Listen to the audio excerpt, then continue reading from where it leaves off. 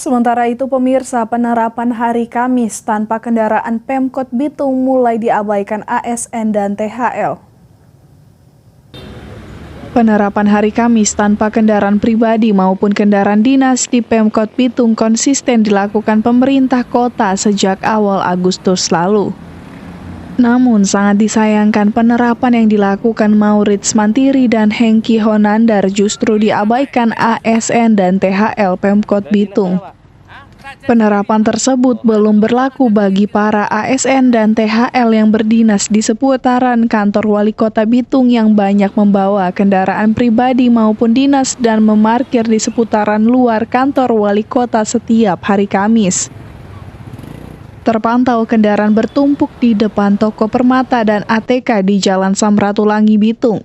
Hal tersebut pun menjadi keluhan karyawan toko Permata dikarenakan setiap hari Kamis sejak aturan ditetapkan banyak pegawai Pemkot Bitung yang parkir di depan toko hingga menutup tempat untuk pelanggan mereka. Setiap hari Kamis?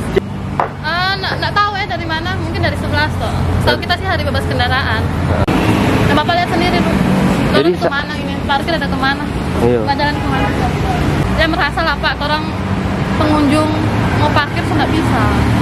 Kemarin katanya Satpol PP suruh cari tempat parkir lain buat pengunjung. Iya.